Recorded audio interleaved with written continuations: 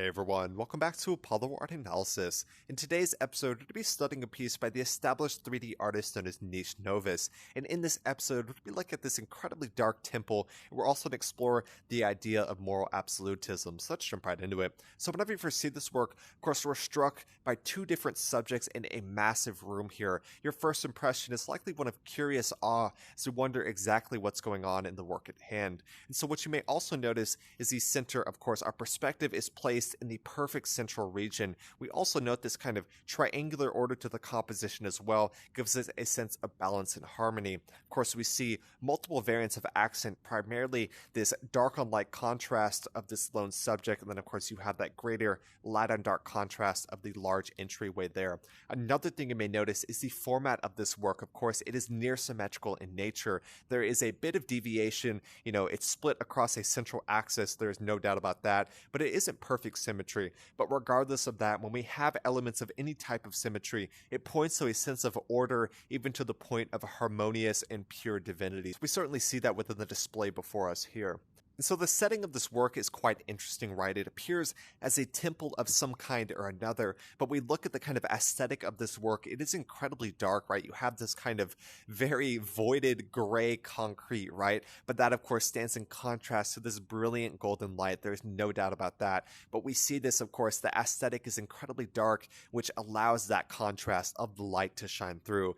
Kind of like how the dark days define the light by juxtaposition, kind of a yin and yang theme there. And so we see this lone subject who appears to be kind of descending from this massive gateway. There's no doubt about that. And we see this gateway, it gives themes of, say, transition into one state of being to another. That's quite interesting. I think that's incredibly important to the work at hand here. And we see, of course, like I said, you have a very dark and grim aesthetic, but within that is this sense of the breakthrough, this sense of a kind of descending from that golden light. And I was talking to the original artist, and the artist was talking about how this subject here is the same subject as this subject here. So take with that as you wish. Of course, incredible symbolism within the scene at hand. And there's no doubt that we see this golden light that just possesses the piece at hand, right? We talked about how it contrasts that dark aesthetic and gives that incredible juxtaposition from one to another.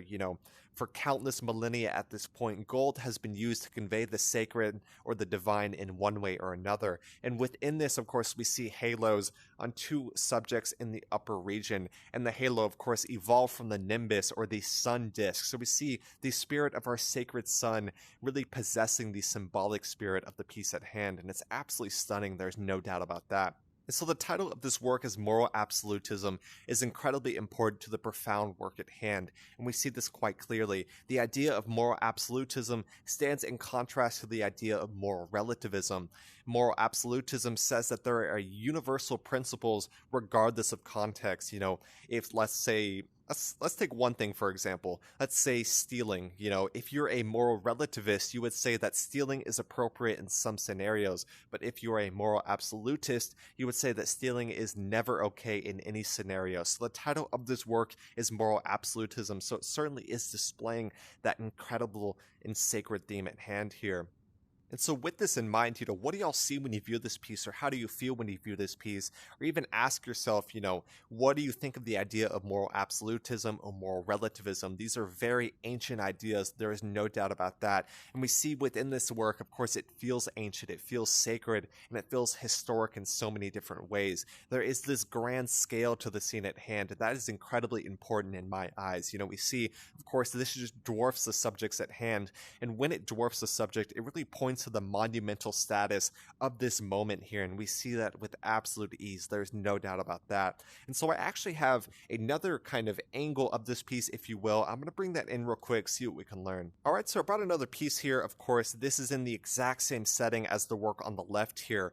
The work on the left, we see this subject is much higher in the composition, but in both instances, you have the lone subject kind of staring at themselves, if you will. In both of these instances, we see, of course, two different perspectives representatives of a very similar scene, there's no doubt about that. We look at the piece on the left, we don't see those bells, but when we look at the piece on the right, we get a much larger perspective of the scene at hand. And you'll see, of course, the tone of this orangish yellow is much warmer compared to the one on the left, but both of them are in the exact same setting, this kind of dark aesthetic, this dark temple, and of course that brilliant contrast of that golden light in both instances of the works at hand.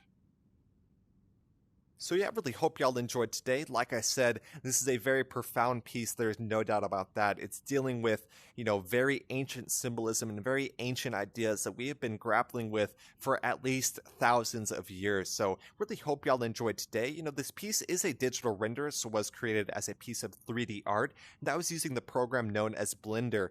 Blender, whenever I personally think of Blender, I think of, amateur digital renders, but that is not accurate at all. When you look at the scene of 3D art, Blender has a very high skill ceiling. Everyone from, amateur 3D artists all the way to career 3D artists are using Blender. And of course, with the digital render in every context, you see the incredible realism. It's incredibly realistic, and it feels as if we're just standing right within the scene at hand. That sense of immersion is just second to none. So yeah, I really hope y'all enjoyed today. Like I said, we talked about so many different things, from more absolutism to the sense of the golden light, the nimbus, the halo, the sense of symmetry and harmonious order. There's so many different things you could bring up when you're looking at this work. So yeah, I really hope y'all enjoyed today. If y'all enjoyed today's episode, go check out the original artist near-symmetrical doing some amazing stuff in the world of the digital render. He pays very close attention to the symbolism of his pieces, and there's just no doubt about that. We absolutely love to study profound works such as this. Like I said, if y'all enjoyed today's episode, go check out the original artist. My name is Apollo. This was Apollo Art Analysis, and I'll see y'all on the next episode.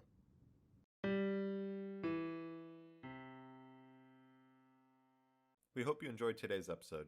If you'd like to support our work directly, please check out our Apollo community tokens. Apollo Art Exchange is an ecosystem of art appreciation which elevates artists each and every day. Thanks for listening.